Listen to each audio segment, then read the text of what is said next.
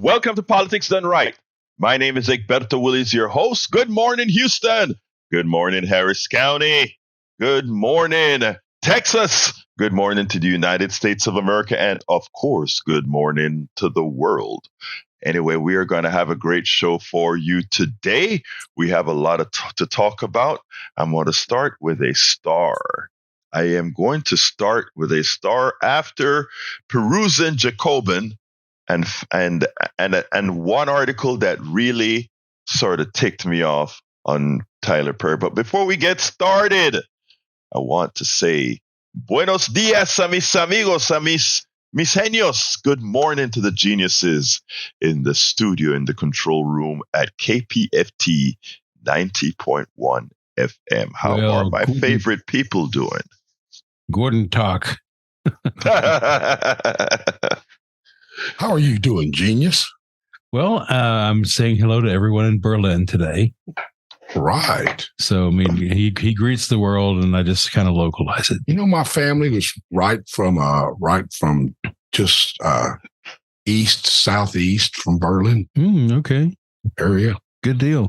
Well, looks like the tin cans and string are holding up, Jack. So what you got for us today? Well, I read your little piece on the Evangelicals, so I'm going to go off on that. Oh, Lord. Egberto. Go for me, brother. Go for me. You got the newsletter, I see. They're using biblical prophecy to lead the Christians right where they want them to go, to the lion pit. Why do evangelicals flock to the Antichrist Trump? I mean, that's his persona he projects in public. I believe the evangelical Christians are being misled for a purpose. One, to vote for Trump because the Antichrist must be in power for the Christ being to return. They may believe putting this vile man in power will complete a prophecy. The only thing Trump will deliver is authoritarian corporate rule. The people will be sold out to the corporate fascists, and their Christ will be a corporate Christ. They already are. Yeah. It's just not so widespread, but yeah, it's already here. Yeah, the wool's been pulled over our eyes. You know, honestly, Jack, I can't understand, and Egberto too, I'm going to take a moment here. I don't understand the draw of Donald Trump because the man did nothing when he was in office but enrich himself and friends. Very rarely were you going to find any policy that was any good. I don't understand why people want him back in office. Yeah, they're mad at Biden. Okay, fine. He didn't do what he said he was going to do. Didn't do a whole lot. Did a lot of good things. What did Trump do? He didn't do anything except stomp around like a bull and, spread his garbage everywhere. But he didn't really do anything. But I guess I understand a little bit about the appeal because he is a strong leader. And we need a strong leader in all times. But the problem is where he's leading. Yeah, he's a strong leader, all right, but he's leading us down the garden path. And that's going to be pretty dangerous for democracy. Fortunately, the man is 77 or 78 years old, and he was not going to last much longer. That's the good part. The bad part is he's still alive. And I'm going to turn this back over to Egberto because it is his show. Well, it is our show, first of all, but I am there listening because, like I said, what happens a lot of times is that initial banter sort of gives me some, hey, you know what? Let me expand on that. And what you just said, Howard, nails it. He's a strong leader, but he's a paper tiger. Something made of ice is very hard. You can hurt yourself very easily with ice, but also it's brittle and it's easily broken. In other words, it doesn't have that structure that gives it permanence, right? So that's what Trump is. It has a semblance of strength, but when tested, it cannot hold up to the forces. And that's who he is. And the reason he's successful and why people like him, or the few that like him, and it's not a majority, but the way our country is structured, the amount of people that like him or want him is enough for him to win, because you don't need a popular vote win here. You just need to win in the right places. And even though Biden won by 7 million plus votes. Trump came within 40,000 votes of winning that election. Had he won in Pennsylvania, Wisconsin, and Michigan, he would have been president of the United States, having been down over 7 million votes. That's not a democracy, but that is who we are. And I tell you something else. When it comes to what he did, the problem is in the way we do media, we don't have a problem, or rather, Donald Trump has no problem simply out there, bald-faced lying, calling false statistics out, and having a media that doesn't break it immediately. He says this, that is wrong, here's the data. So you say that long enough, it metastasizes into people's minds into believing under Trump, the economy was better for the average American citizen. Look, I can tell you a lot of places where under Trump, the economy was better, not for the average American citizen, but for the wealthy people that got a whole lot out from Trump, starting with $2 trillion in tax breaks. That means we have a $2 trillion bigger budget deficit. That didn't go to the average American citizen, but they don't know that because Trump did all kinds of magic. Make sure that the withdrawals that you have, every time you sign your W-4 form, you say how much deductions you're going to take. Well, the way they made it is that you got back more money from the deductions that you would otherwise have taken. Your salary looks bigger at the end of the year. Your tax return, for those who do it that way, the tax return you get is that much less. I mean, there are so many things that could be said that sadly, we have a media that, one, is timid in the way it goes after specifically Trump, and in general, folks on the right, they just don't probe them as they should. But if Biden stumbles, or Biden or any Democrat does anything, it's a big story. Look, we have a story, Moms Against something. I don't remember the name of the organization. They are the ones that are banning books and making sure that LGBTQ stuff isn't taught in school or mentioned in school, etc. Well, the woman who runs it, she, her husband, and a third party were in. And by the way, what you do in your bedroom is your business. I really don't care. It's none of my business. But anyway, these Puritans, these people that believe they want everybody to live by certain rules. It turns out now the chairman of the Republican Party in Florida, whose wife runs Moms Against or whatever, Mom something, he is accused now of raping the woman that usually forms their 3-person sexcapade. Okay? In other words, this woman, his wife, and him, they sleep together. Okay? And now, at this particular time, she says, he calls her up and says, hey, this time my wife isn't going to be there. And she said, well, it's off because it's your wife that I prefer anyway. And he goes over to her house and allegedly rapes her. It's now in the courts. DeSantis and all of them are asking him to resign as chair. And he says he's not going to do it. He's playing the Trump card. Now, the hypocrisy of these folks, we don't care what they do in their bedroom, but evidently his wife is at least a part of the LGBTQ community, even if in hiding, and they are so much on the attack. So, Howard, Jack, yes, sir. It is just that these people aren't exposed. How many people? I mean, MSNBC have been hearing this story, right? But a lot of other stations just kind of touch on it. But if Biden does something or another Democrat does something, it's on air 24/7. This particular incident, it's covered, but it isn't covered near with the gravity that it really should be covered with. Just one of those things. Yes.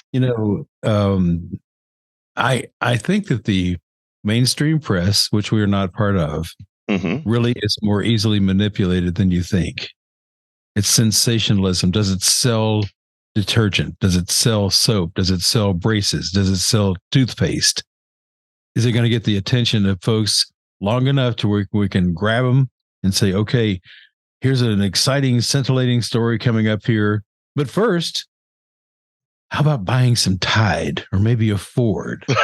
Yes. This is exactly what we see every day. And it's disgusting because they can be so easily manipulated. And Trump is the great manipulator. Yes. He is manipulating the media because he's got these scintillating stories. Oh, everybody wants going to know what Donald Trump wants to do and this, that, and the other. But first, here's a Chevrolet for you, the brand new Chevrolet. I mean, for crying out loud, what has it come to? It's insane. Also, my 2 cents says that Goebbels, the propaganda guy from the minister, Nazis, yeah. Yeah, he would be proud.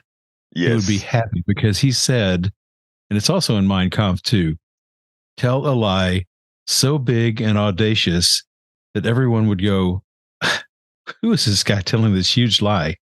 But keep repeating it, and people will start to believe it. Because that's the principle that's going on right now in this country. Keep telling those lies, big lies. So anyway, that's my 2 cents for the day. Thank you very much, my brother. Anyway, welcome aboard Melanie Keelan from Barcelona, Spain. Welcome aboard John Carter. John, please tell me, I bet you're in Japan.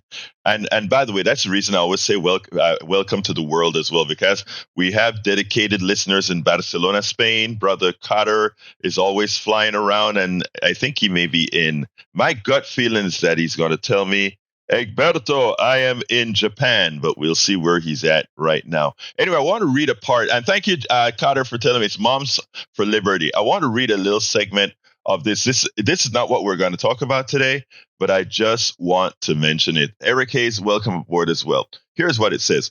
Christian Ziegler, the chairman of the Republican Party of Florida, is under investigation by Sarasota Police Department related to an allegation of sexual battery from October. An attorney for Ziegler, Derek Bird, said in a statement that his client has been fully cooperative with every request. I'm going to skip down, and it says, we are confident once the police investigation is concluded that no charges will be filed against Ziegler. So they said, okay. The report Bird references from a local Florida watchdog website that first outlined investigation along with alleged details about Ziegler's sexual relationship and the alleged assault. CNN has not independently verified those allegations. However, CNN on Thursday morning obtained a police report, a heavily redacted 12-page document in which raped, sexual assault, and sexual battery were among the handful of words that were visible. The report was provided by CNN by Sarasota Police Department in response to a request for the complaints. The alleged victim told police on October 4th that the reported incident took place 2 days earlier in her home in Sarasota. However, details of the alleged assault were redacted, no names including Ziegler. Sarasota Police Department spokesman Cynthia McCaughlin told CNN no charges have been filed but could not provide further detail. Ziegler did not respond. He and his wife Bridget are Florida Republicans' political stalwarts. The couple rose from their base of power in Sarasota County into significant statewide figures under Florida. Christian Ziegler, 40, became chairman of the Florida GOP in February after years of working in local politics, including as a county commissioner and as a state party vice chairman. Bridget, 41, was appointed to Sarasota County Board in 2014 and has won re-election 3 times. As Bridget Ziegler has been on the forefront of cultural battles DeSantis has waged within Florida public schools. She co-founded Moms for Liberty, which Carter corrected me on, and he's in Houston today, a conservative parents' rights organization that has led the efforts in Florida and elsewhere to remove books from the classroom they deem inappropriate for kids. DeSantis named her to the board that now oversees the Walt Disney Company Special Taxing District in Central Florida amid his cast clash with entertainment giant over the state law that restricted how sexual orientation and gender identity could be taught in the classroom. The emergent scandal immediately sent shock waves through the Republican Party of Florida, which was already dealing with deepening divisions from the hotly contested GOP presidential primary. Amid the investigation, Ziegler has continued to operate as party chairman. So, they're all following the principle that Trump has laid out, which is no matter what you're accused of, no matter what, you will sit back and wait. Harry, before I come to you, I want to get started on the Tyler Perry story. Well, I tell you what. I want to get started on the Tyler Perry story because I may want your input in this as well. So hang tight. Look, I cover a whole lot of stories and sometimes I cover things on celebrities, etc. And celebrities constantly, as a part of their portfolios, they do things that sometimes makes one wonder. But I've had sort of a sort of, I want to say angst towards Tyler Perry because, in my humble opinion, a lot of how he built his fortune, and I want folks to take this in the right way, but a lot of the way he built his fortune, in my opinion, was ridiculing African Americans. And notice I didn't say ridiculing black folks. I said ridiculing African Americans because what he many times I thought was doing was sort of ridiculing the culture. That's my opinion. So for the longest time, I remember going early on when he just started, and I think it was either DVDs or even before DVDs used to release, I think it was tapes. I don't remember if it was tapes or DVDs. But anyway, I remember going to the home of a friend here in Kingwood, and they had one of his tapes or DVDs. I don't remember which one it was. And they played it, and, it was one of the plays that he did because he used to tape them live. And, I looked around and I'm like, why would somebody try to do that? I just sort of got upset at watching the tape. But it kind of caught on, just like certain things catch on. And he started to grow and grow and grow. But then the other problem I used to have with him is, if you take a look at, and my mother, my mother used to watch some of his programs. And I remember watching a couple of his movies and noticing sort of what happened to black professional men in his program. In his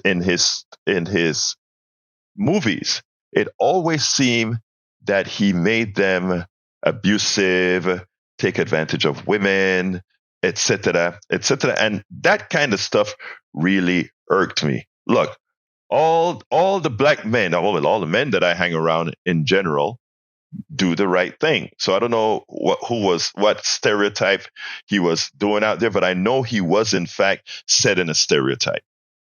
So that irked me, but that's personal. That may be my sensibilities.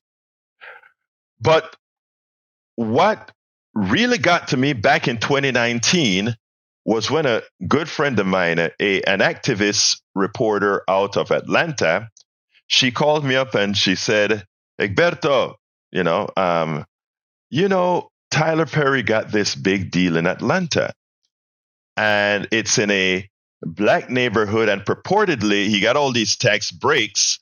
And the idea behind this tax break is to revitalize the area that he was in, et cetera, et cetera, et cetera." So what she did is we did a live show. I did a show on what I found out about him doing, about the breaks that he got.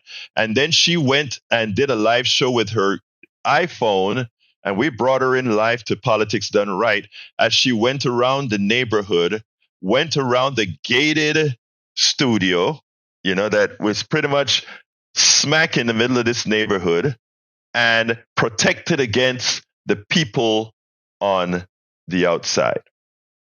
And it just irked me that you had this company run by Tyler Perry's company, smack in a black neighborhood, giving $30 million in tax breaks, doesn't pay any taxes on the property that he got. It's the property now, a former base.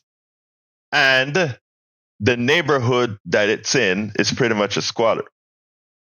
So I did that piece, and I linked that piece in my newsletter actually, I did two pieces on it. One where she's outside of the studio, going around the neighborhood with the blight, with people on the streets, sleeping on the streets, etc., in that area.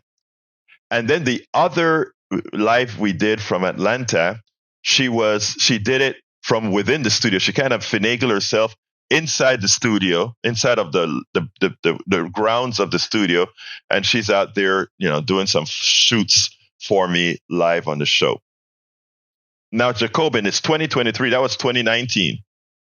2023, Jacobins writes an article because Perry has this puff piece out on, I think it's Amazon, where he goes and they talk about his story from poverty into success and lifting himself up from the bootstraps and all that kind of stuff. My wife saw the program and she came and she was all, wow, that story about Tyler Perry and all of that was great. And here comes the Grinch, Egberto. It's like, well, I'm not particularly a fan of Perry because, again, of how I thought he came, how this stuff was built, et cetera, et cetera, et cetera. And then I see this article titled, Tyler Perry's wealth is not trickling down to Black residents of Atlanta. And that automatically tickled me. Said, let me read it. So I want to read sections of this for you. Filmmaker and entrepreneur Tyler Perry is a billionaire. His Atlanta studio received massive tax write-off premise on the idea that his success will inspire others. If that sounds familiar, it's because it's a liberal version of trickle-down economics. And it says, the new Amazon Prime film Maxime's Baby documents the rise of Tyler Perry, who was born into poverty and hardship in New Orleans and overcame racism and long odds to become one of the highest paid entertainers in the world, a billionaire no less. While the film tries to affect the tone of a serious examination, it's ultimately a glossy 2-hour commercial for the filmmaker and entrepreneur, a chance for Oprah Winfrey and Whoopi Goldberg to hype him as among the pantheons of today's greatest cinematic innovators. Is Tyler Perry running for office? Ask RogerEbert.com. Maybe not, but it's a fair question. The ethos that structures the film's feel-good arc has been the beating heart of the Democratic Party's vision of social justice since the Obama years. By now, most liberals wince at the mention of Reagan-branded trickle-down economics. Joe Biden, Hillary Clinton, and Barack Obama all use the term in a derogatory manner. The irony is that these liberals, in addition to a weak commitment to hiking taxes on the rich, have their own version of the theory. Their thinking goes that when members of marginalized groups make it to the top of the economic and cultural ladder, their ascent is an automatic gain for remaining members of that group. But Tyler Perry's fame and wealth have not trickled down to working class and poor Black people in his home city of Atlanta. Perry celebrated the 2019 opening of his production studio on a defunct Fort McPherson Army base with sound stages named for wealthy Black celebrities, including Winfrey, Goldberg, as life-changing act of social justice of surrounding community. When I built my studio, I built it in a neighborhood that's one of the poorest Black neighborhoods in Atlanta so that young Black kids can see a Black man did that and they can do that too. I was trying to help them cross, Perry proclaimed during the BET Awards speech. That kind of talking never turns me on. I want to be an example to other Black people so they can see what I do. You don't need to be an example overtly. You are an example by your works, by what you do. And people see you and inherently they look at you and they say, I can achieve. That is what Obama was when Obama became president. Black people saw that it was una meta. It was a goal that it's okay to strive for because there is somebody who actually did it. But I digressed. Back to the article. In fact, it's been the other way around. Almost all of Atlanta's residents have subsidized Tyler Perry's personal wealth. which reportedly topped $1 billion this year in some way or another. In 2015, Perry acquired the Fort McPherson land for the significantly discounted market price of $30 million, though it had been appraised for as much as $75 million. Let me break right there from the article and explain something. If Tyler Perry bought a market valued property for that's worth $75 million and he got it for $30 million, that is you people of Atlanta, you immediately increase Tyler Perry's worth, his wealth, by $45 million. Because listen to this, had Atlanta, instead of giving that property to Tyler Perry for $30 million, had they sold it to some other company for $75 million, that would have been an extra $45 million in the coffers of Atlanta. If they had sold it at the market value, an extra $45 million would have been there. But it gets worse. Some local Democrats called it a sweetheart deal between Perry and his friend Kasim Reed, then the mayor of Atlanta. Critics said it seemed designed to help the moguls' pocketbook rather than the poor black neighborhood around it. It felt like a trick, a dirty, dirty trick, said one local resident after the deal was announced. Forbes now estimates that Tyler's studio is worth $280 million, but because of a tax deal made with local officials, he's had to pay zero property taxes on it from 2015 to 2022. You see, all those poor people that live around that base that is surrounded by a fence that is now Tyler Studios, they all are paying property taxes. Likely their property taxes would have been increased because the value of their property have increased given that Tyler Perry built his studio there. People, that's money. And by the way, I'm on to Tyler Perry on this, but this occurs with all billionaires and rich people, irrespective of who they are. I just happen to be talking about Tyler Perry, who I think should understand better. I mean, buy the thing at $75 million so the people can profit from that. But no, that was his profit.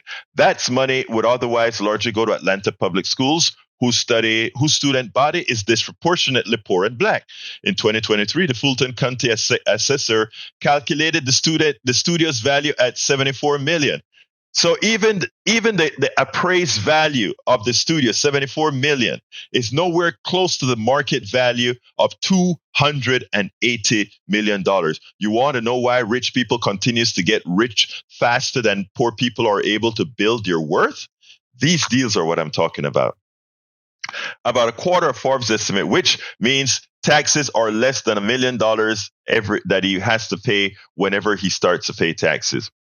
Additionally, Perry has taken advantage of the 30% state tax credit given the film production in Georgia. The share of tax money used to subsidize Hollywood productions cost Georgia voters an average of $330 per household last year.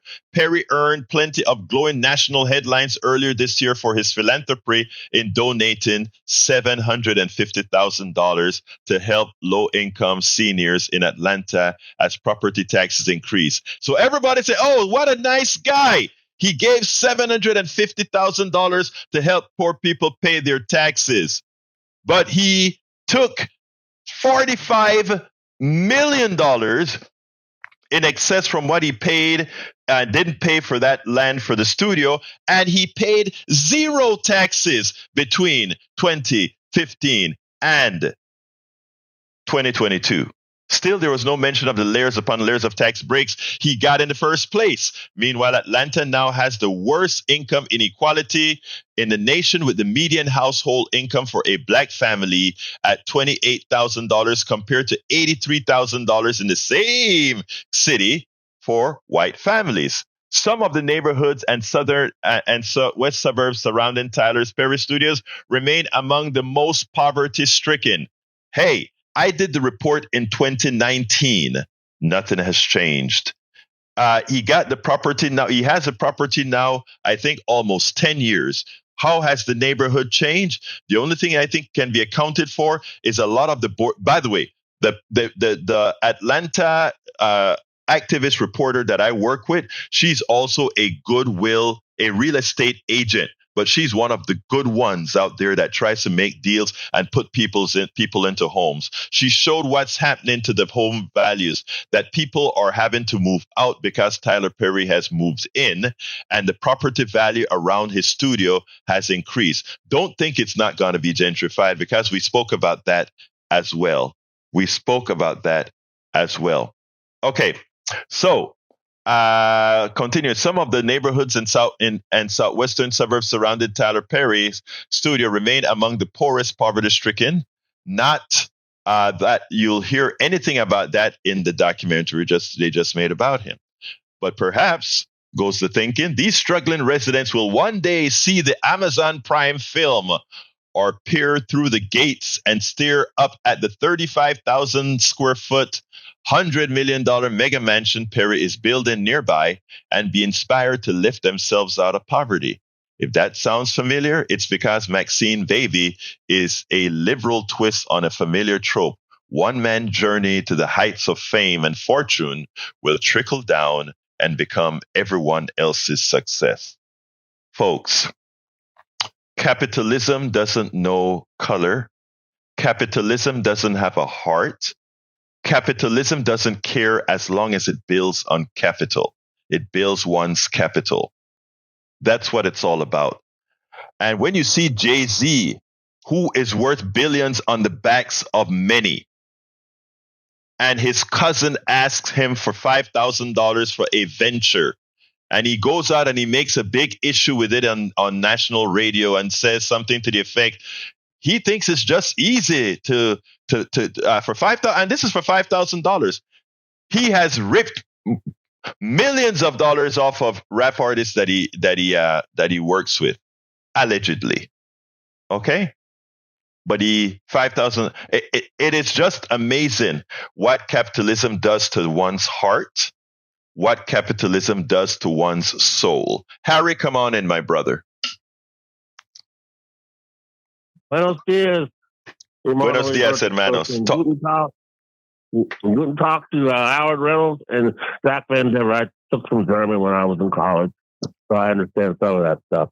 But as far as Tyler Perry is concerned, he needs to increase those donations, which they're talking about, to help the poor blacks in the poor-stricken areas of Atlanta pay their property tax. That's one good thing he could do by setting an example for black people. And then the other thing he could do is employ black people that don't have much. That's giving back to black folks. So that's what he ought to do. But I was going to talk about Donald Trump and Joe Biden a bit, because you guys were talking about that at the top. Now, what people have to keep in mind is those Christian nationalists who are being duped by Donald Trump.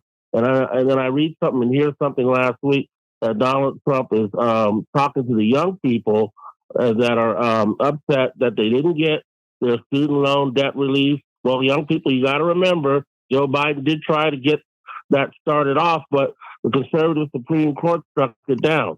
And then they're screaming about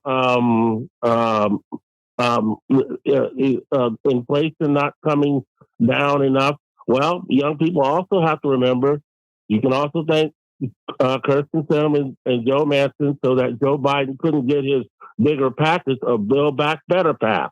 So they have to remember that. Did you? I was going to put this to all three of you guys. I'm sure you know about Sean Penn, the great actor, and the movie Fast Times at Ridgemont High, right? Of course, yeah.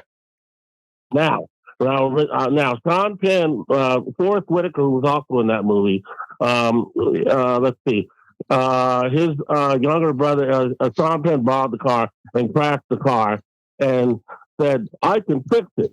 And that's Donald Trump. Donald Trump is always talking about, "I can fix it for you, young people." Well, don't listen to "I can fix it." Remember, go back and look at that Mitt Romney speech that I've talked about on this show and talked about on UTalk as well, about that Donald Trump is a cult, a con man, and talking about and the things that Mitt Romney says about him when he's talking about his promises are as phony as a $7 bill. And here's what I know: he's a fake and a fraud. It takes one to know one.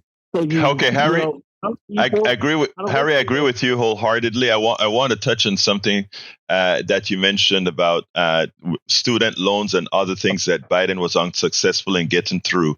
Biden was unsuccessful in getting through these issues. Where Biden, I think, failed is making America knows that is right-wing Republican policy. And wait, let me back up.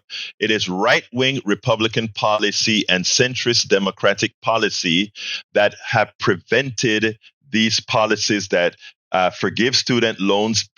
And why do I want student loans forgiven? Because they were given to students on false premises. We'll discuss that another day. But and many other things that the Biden administration, they can't full-throatedly come out against it because too many damn centrist Democrats think just like these conservative Republicans when it comes to policy. When you take a look at, and I was going to bring up a whole lot of our rich billionaires. We have KPFT here. Right? We tell the truth and we are for progressive values that help people. I want you to name me one billionaire that says, I am going to donate to the Pacifica Network or the KPFT because the possibility of having a Donald Trump is so evil. I am going to use my fortune to make sure it doesn't occur. You don't see you don't hear Bon Jovi. You don't hear Tyler Perry. You don't hear Oprah Winfrey. You don't hear any of these people. You don't hear Beyonce coming out and saying, I am going to start throwing a few pennies to these progressive organizations because of what these evil guys are doing. They don't. Hey, Harry, my lines are filled up, so I'm going to have to let you go, my brother. And they should. They could. One other thing. Real quick, Harry, real quick. Thank you, Howard Reynolds, for playing some more Peter White today with Dreamwalk and playing Mr. Chow. All right, thank you. But Harry, gotta go. Thank you. Let's go to Gary. Come on in, Gary. Hey, Egberto, thank you for taking my call. Yes, sir. Good morning. There's nothing really specific. I'm a first-time caller into your show. I have spoken on a couple of occasions on Steve Hunter's show. And then my message it's basically been the same. And I bring this out. I listen to you sometimes. I don't agree with everything that you have to say because I see where I think there's a real error in putting our trust into a system or an institution or something that is inherently foul in its very core. And I'll explain. Let me just one moment. Bear with me. So, and to say that there's really not an American institution. I do not care if it's performance-enhancing drugs in baseball. I do not care if it's mudslinging in our politics. I don't care if it's please, Gary, love your brother. Gary, I love your brother, but make your point. Make your point. This doesn't help me to get to the point. This doesn't help. So that's why you have to make your wait, hold on, Gary. Stop, Gary, please. Gary, please stop. I don't interrupt people in general, right? But when you go on and on, I really need you to say your point, please. Okay, our institutions are foul at their very core. And we come on here and we'd like for democracy to fix these fouled institutions. At the very heart of all of these institutions are corrupt individuals. And we think that we'll vote somebody else in or we'll do something else. That will correct all of these things. And we're surprised when it's still foul. If my people will seek me, if my people who are called by my name will seek me in truth and integrity, then I will heal their land. I will heal their land and their institutions. I'm not going to turn this into a program that you're not fair. Those that know those words will understand what I'm saying. at the very core, we are trying to make a nice garment out of material that is ripped and torn and moldy. We don't have integrity in our institutions, and our heart is foul. And the only way we're going to straighten that out is to come back to something that is greater than ourselves. Men cannot fix what's going on in this country. Okay, let me just qualify. Okay, I get your point. Let me qualify something where I would like to disagree with you profoundly. I know enough good people running great organizations that help people, and these are men and women. The problem is we elect the wrong men and women. And by the way, everything on earth can only be fixed and solved by men and women. You can put all the niceties that you want, but if you go, like we spoke about the evangelical all along, they have used your good book and caused a lot of harm to a whole lot of people. So what we need is good people of whatever faith, whether they are Christians, Muslims, Jewish, Buddhists, I don't care what they are. If they're good people, they will do right. And I know a lot of all of those people of all those religions doing right, including in the political sphere. The problem is we have to put more of those in service, my dear brother Gary. Say you got 30 seconds more, sir. Go ahead. 100% to what you just said. There are good people running good institutions in all walks of life. Absolutely. Yes. Thank you, brother. We'll talk another time, Gary. Hey, Gary, I got to go. My lines are filled, Gary. Gary, my lines are filled. I got to go. Let's go to, I think, Josie. Good morning. Good morning, Josie. How are you doing this morning? I'm doing good. I just wanted to clarify something after yesterday's call. I didn't mean that the family of that young man was going after money. Oh, no. By the way, Josie, I remember that call because at first it had hit me. And then I said, no. That is not what she meant. No, I got it. I got exactly where you're coming from. You're talking about it. I think if I recall correctly, you were saying this is just so normalized that this happens. We go through this. They pay a certain amount of money. And then it's like wash, rinse, and repeat.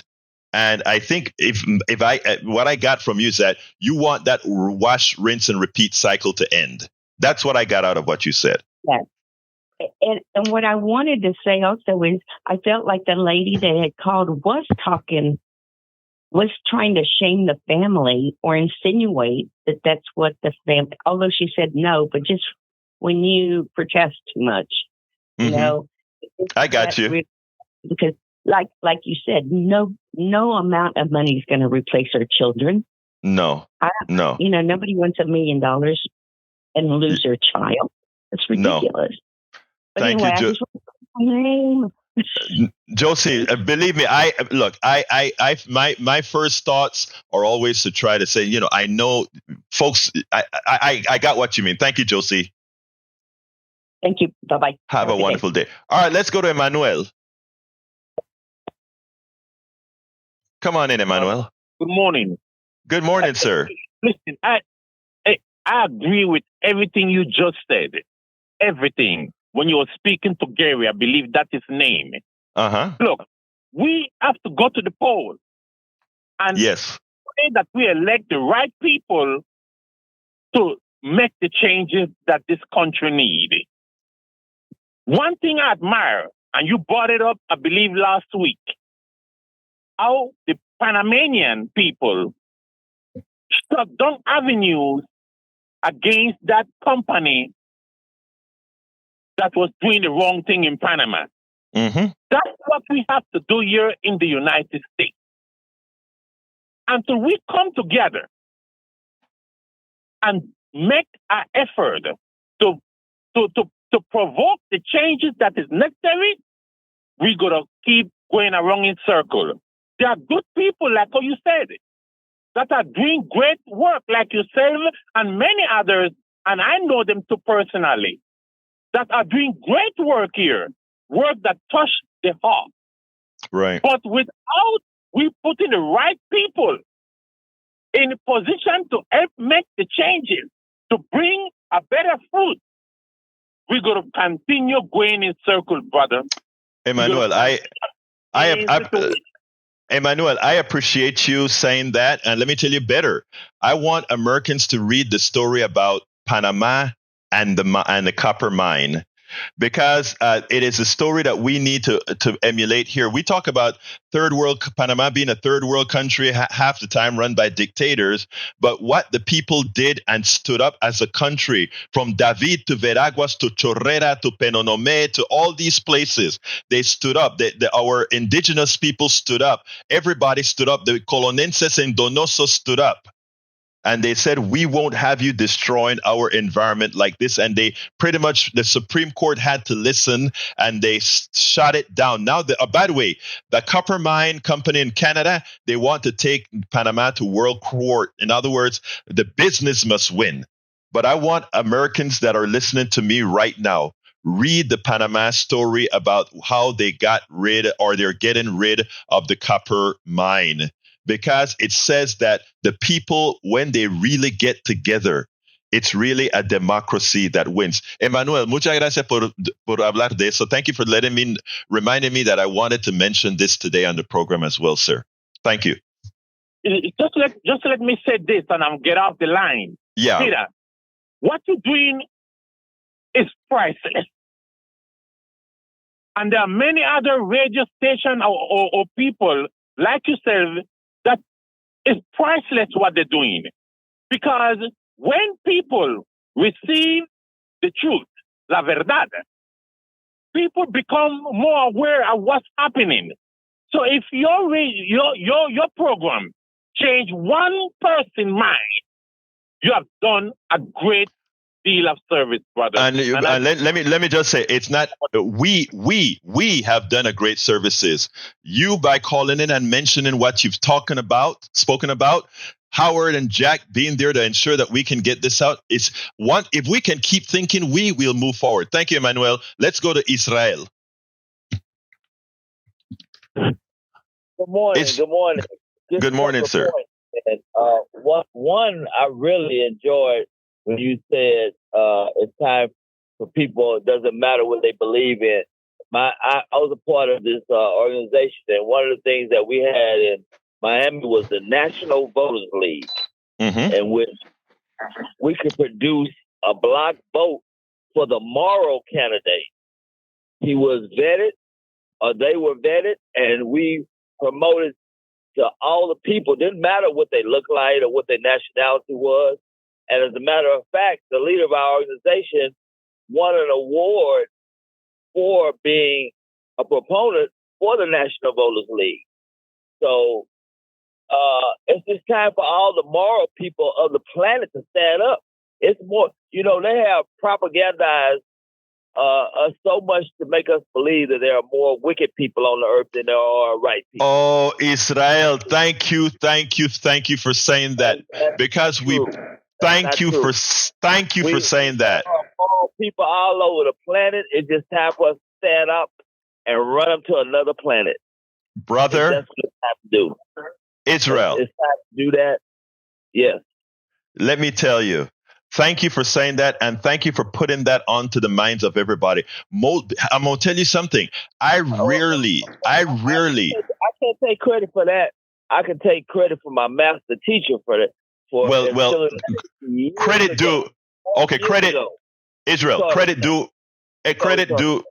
I think we have an overtalk here. I think we have a delay, but let me just say this. Credit to you for bringing us what the professor had to say. But let me just tell you, we have to remind Americans of that reality. Most people are good.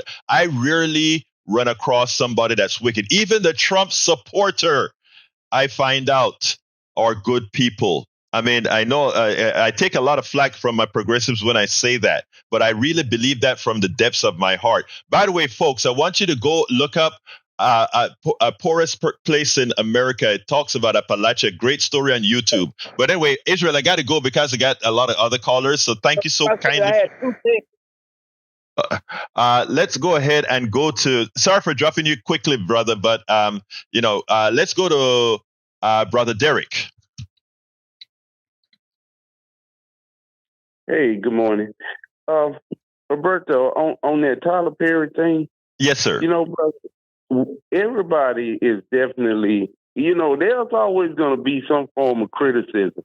Mm-hmm. But I want us to remind us about something.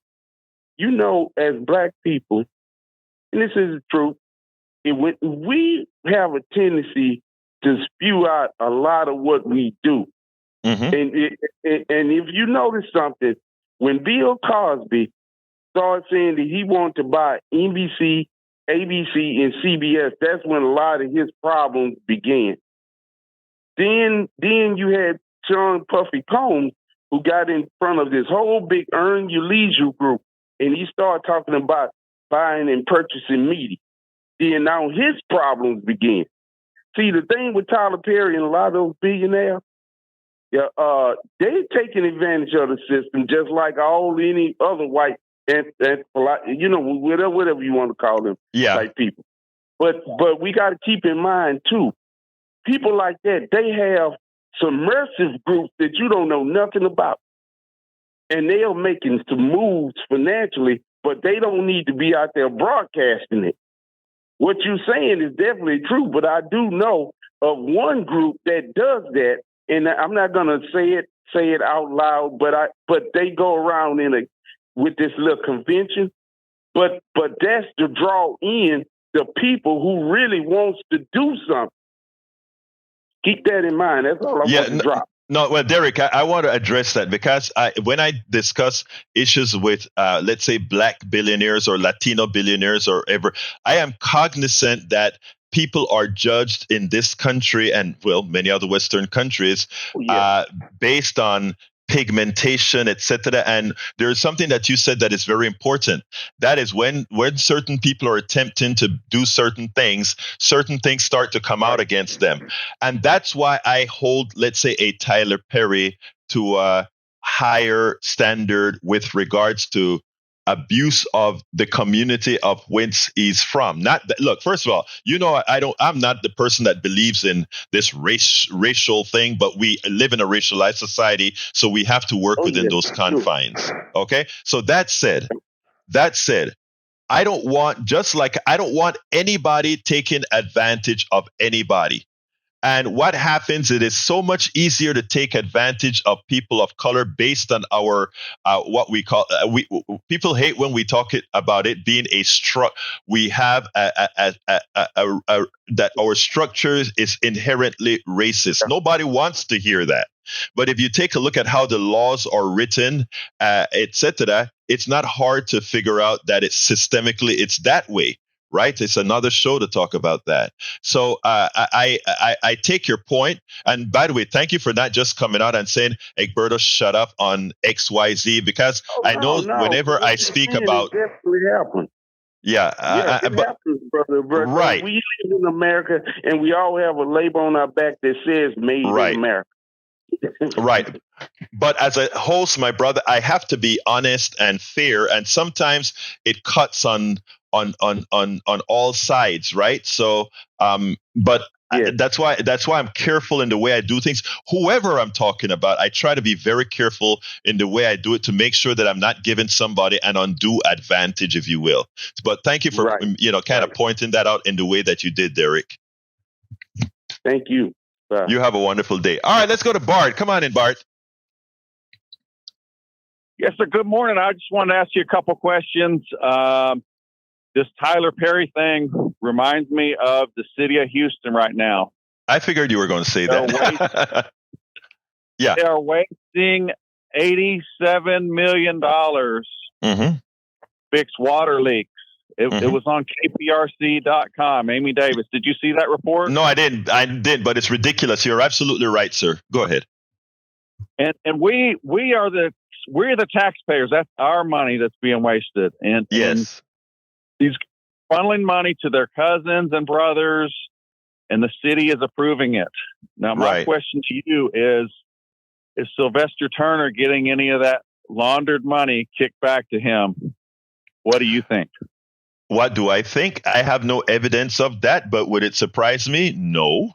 Would it surprise me that the person who's leading in the Whitmire will be even larger? Well, just read the Chronicle and you'll see why that would likely be the case. Now, does it surprise me that Emmett? Wait, let me finish. Does it surprise me that Emmett, with all the money the county has collected, never built the canal under I-10 to take our floodwaters out to the ship channel? No, it doesn't surprise me, even though it was something that was supposed to have been done. So there's a lot of stuff that doesn't surprise me, sir. Go ahead. Well, we're going to have to go to the county another day. Let's just stick on the city. And we got Sylvester Turner is trying to pass. Go ahead and make your point. So you only got 30 seconds. 30 seconds. Make your point.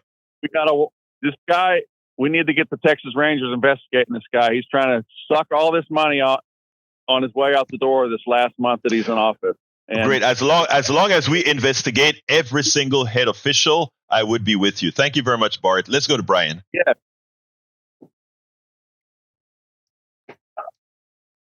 Brian, you're on. Yeah, you there? Yes, I'm here. Yes. Okay. Did you check into the Department of Justice Special Prosecutor Jack Smith and what he did to Trump? Did you check into that yet? Yeah, he hasn't done anything to Trump that isn't done to every single person that's being investigated. Did he say that he had a subpoena? That it was a blanket subpoena for 1 year? Yeah. Yes, of course, and I think that's justified. Okay. That's not anything justified. All right, tell me, what else do you want to say? How many people are on that subpoena? Do I have to read it again? No, you don't have to read it again because that's a standard subpoena, sir. There's nothing special about. I mean, the right wing will have you believe and go into convulsion that there's something special about that subpoena. That's a standard subpoena. So, my brother, until you come with something new, please, I got to go and end the show right now. Thank you, brother. All right, let's go to. Give me your last word, Howard. Well, Brian's like a dog with a bone, man. He ain't gonna stop. Jack, what you got? Well, the thing with Tyler Perry, I think, is the objectification, sexual objectification, and the right means to rule, not govern. Man, thank you very much, guys. Thank you, everybody, for being here. My listeners, Jack, Howard, callers. My name is Egberto Willis. This is Politics and Right, and you guys know how I end this baby. I am what? Out. We spend a lot of time deconstructing the news, trying to parse it into a form that everybody can understand. We try to find those little nitpicks where it flies above the fray, etc. If you really like these videos that we do, I want to ask a big favor. Please go ahead. Number 1, subscribe to our channel. And number 2, please join if you can. Thank you so kindly for watching. Keep watching. Please remember to share. We must populate the entire internet with our progressive message, a message that we know is what most Americans say that they want. So help us, please join.